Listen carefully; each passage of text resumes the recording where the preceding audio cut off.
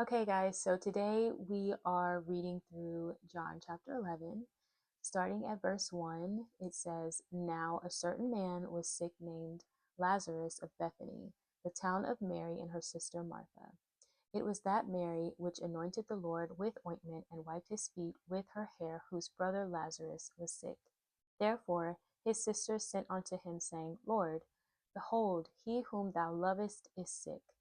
When Jesus heard that, he said, This sickness is not unto death, but for the glory of God, that the Son of God might be glorified thereby. Now Jesus loved Martha and her sister and Lazarus. When he had heard therefore that he was sick, he abode 2 days still in the same place where he was. Then after that saith he to his disciples, Let us go into Judea again. His disciples say unto him, Master, the Jews of late sought to stone thee, and goest thou thither again? Jesus answered, Are there not 12 hours in the day? If any man walk in the day, he stumbleth not, because he seeth the light of this world. But if a man walk in the night, he stumbleth, because there is no light in him.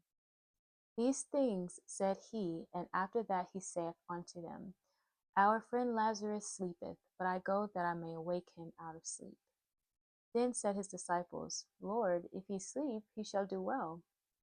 Howbeit Jesus spake of his death, but they thought that he had spoken of taking of rest in sleep. Then said Jesus unto them plainly, Lazarus is dead, and I am glad for your sakes that I was not there, to the intent ye may believe. Nevertheless, let us go unto him. Then said Thomas, which is called Didymus, unto his fellow disciples, Let us also go, that we may die with him. Then when Jesus came, he found that he had lain in the grave 4 days already. Now Bethany was nigh unto Jerusalem, about 15 furlongs off, and many of the Jews came to Martha and Mary to comfort them concerning their brother. Then Martha, as soon as she heard that Jesus was coming, went and met him, but Mary sat still in the house. Then said Martha unto Jesus, Lord, if thou hadst been here, my brother had not died. But I know that even now, whatsoever thou wilt ask of God, God will give it thee. Jesus saith unto her, Thy brother shall rise again. Martha saith unto him, I know that he shall rise again in the resurrection at the last day. Jesus said unto her, I am the resurrection and the life. He that believeth in me, though he were dead, yet shall he live. And whosoever liveth and believeth in me shall never die. Believest thou this? She saith unto him, Yea, Lord, I believe that thou art the Christ, the Son of God, which should come into the world. And when she had so called, she went her way, and called Mary her sister secretly, saying, The Master is come, and calleth for thee.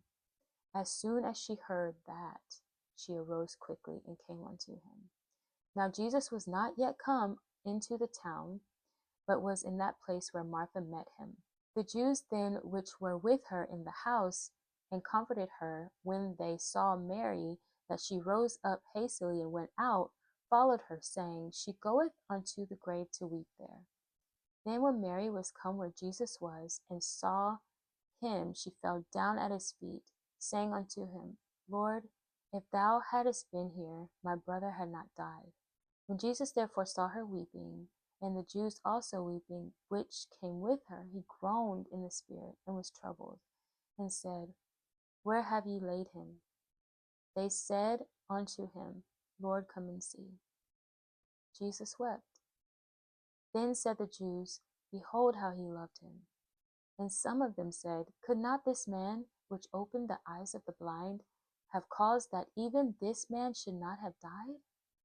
Jesus therefore again, groaning in himself, cometh to the grave. It was a cave, and a stone lay upon it. Jesus said, Take ye away the stone.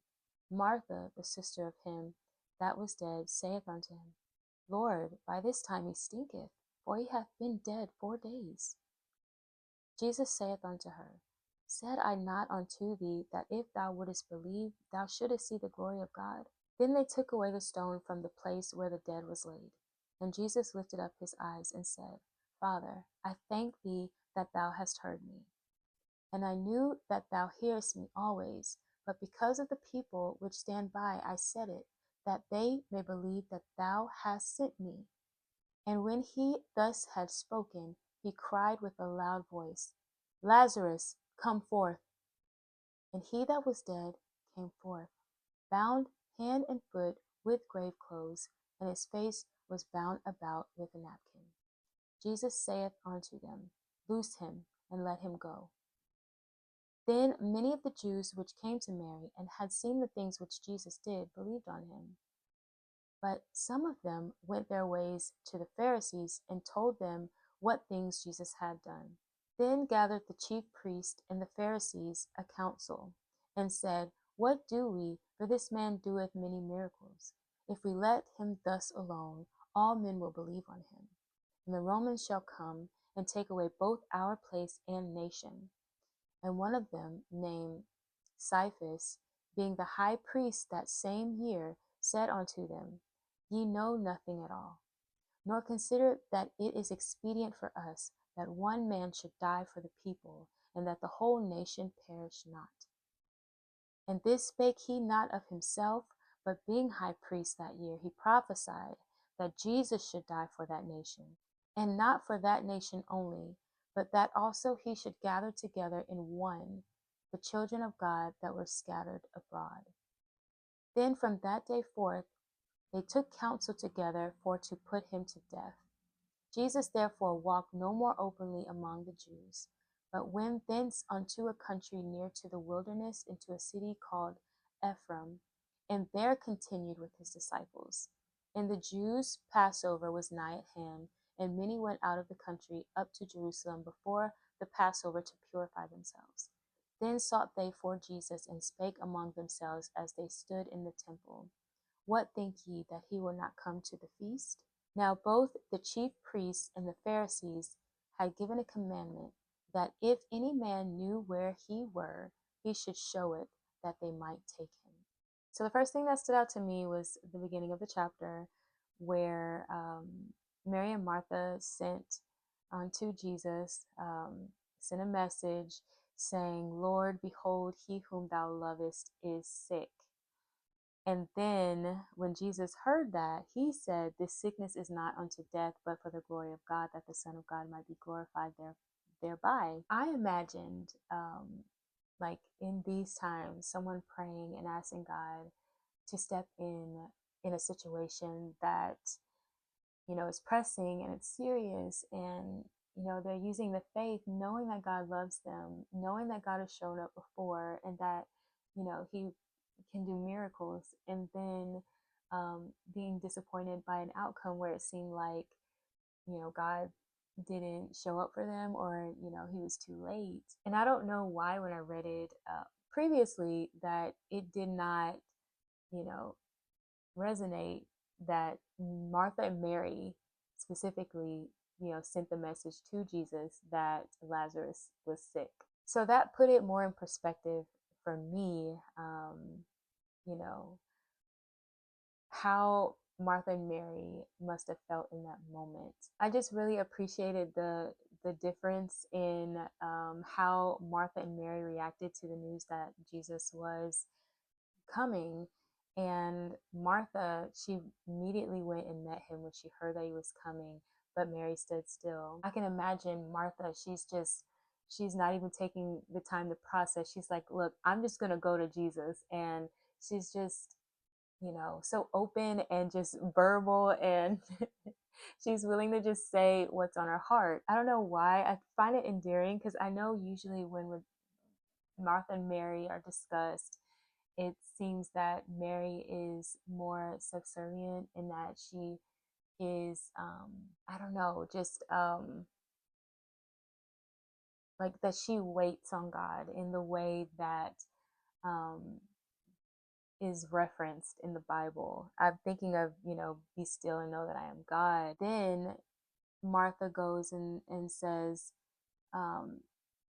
Lord, if thou hadst been here, my brother had not died.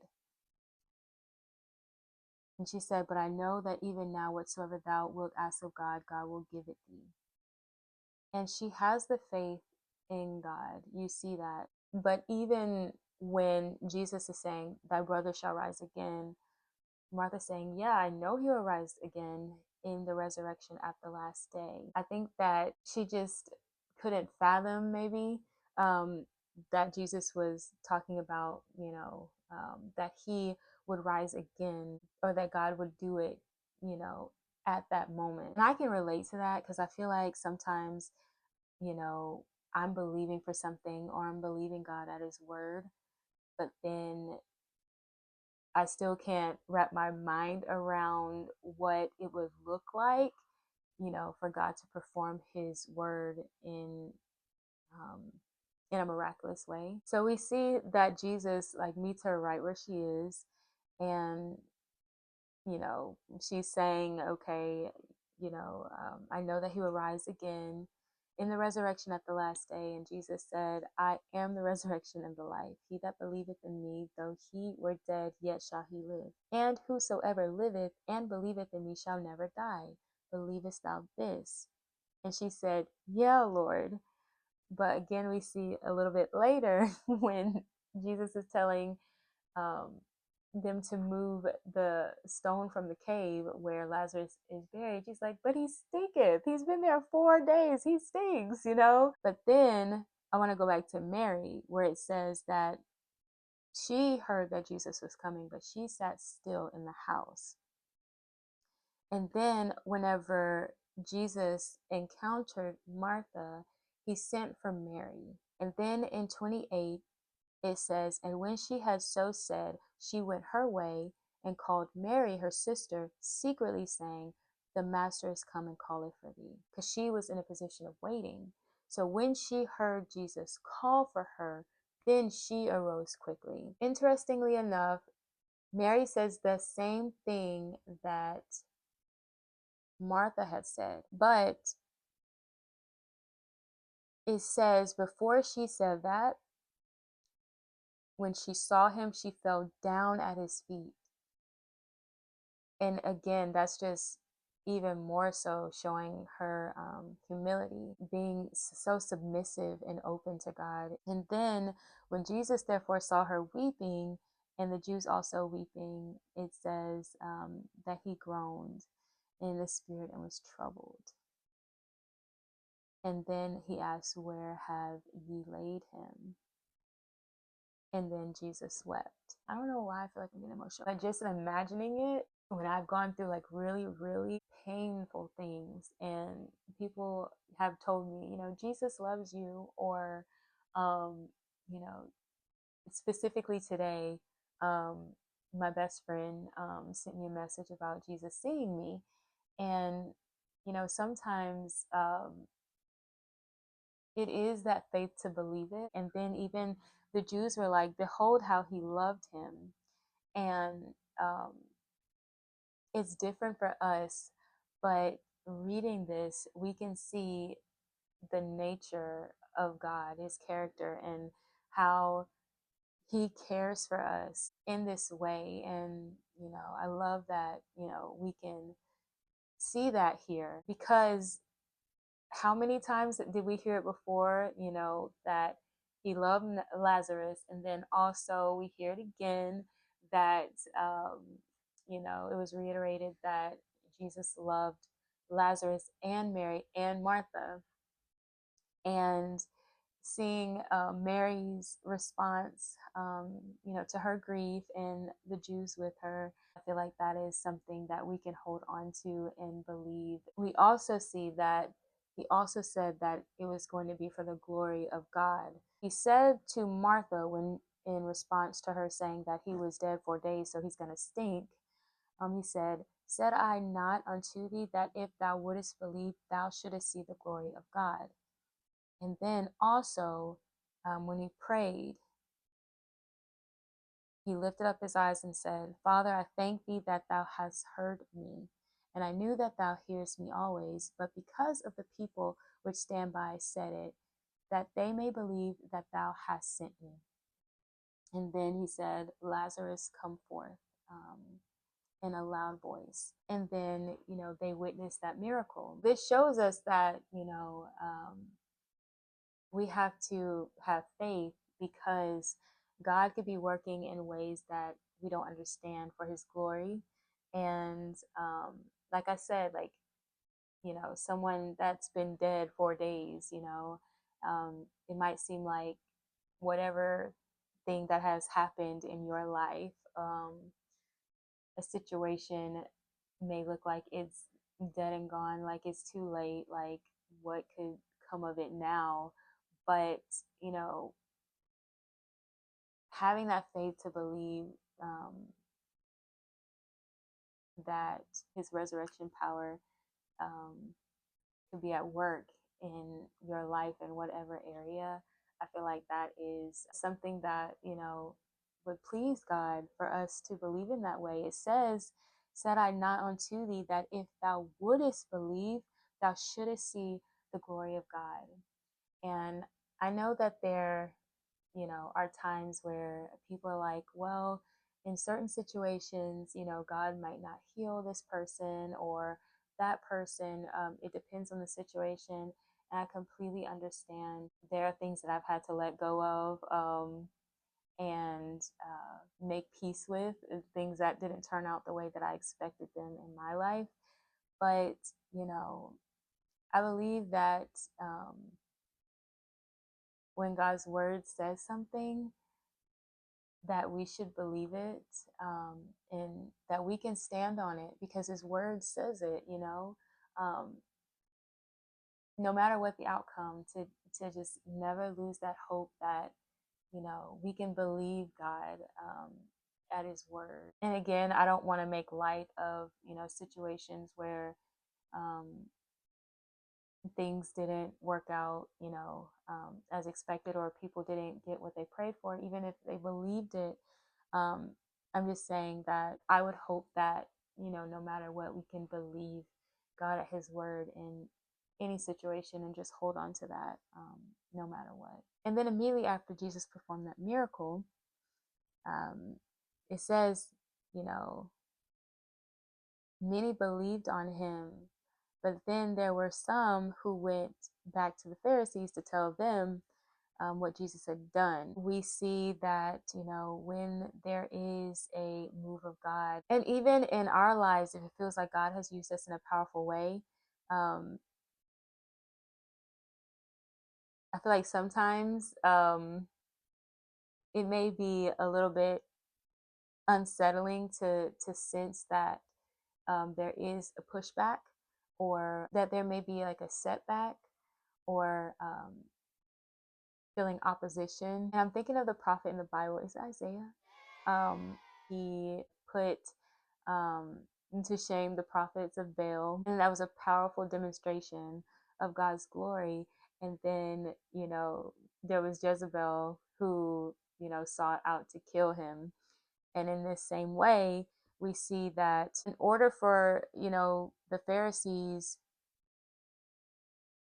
to, it says, to keep their place in their nation, they saw Jesus as a threat because of all that Jesus was doing and how the people were believing on him as a result. And it says in verse 53 that from that day forth, they took counsel together for to put Jesus to death. And then it says, Jesus therefore walked no more openly among the Jews, but went thence unto a country near to the wilderness, into a city called Ephraim, and there continued with his disciples. And I thought that was interesting too, because we may get to a place where we're in a wilderness season, or, things are like not what we expect after that. But here we see that the reason that, Jesus didn't walk openly among them was because, they were planning to put him to death. Just thinking that, those wilderness seasons could be for our protection. I think I've heard that before, like someone discussing that before, but just seeing it here, that wilderness wasn't because of anything that Jesus had done wrong or for punishment or anything like that, but because, you know, um, they were taking counsel to put him to death. And then in verse 57, it says, Now both the chief priests and the Pharisees had given a commandment that if any man knew where he were, he should show it that they might take him. So that is what I got from chapter 11. Feel free to leave any comments with what you may have gotten as well if you're comfortable with that. And I will see you in the next one.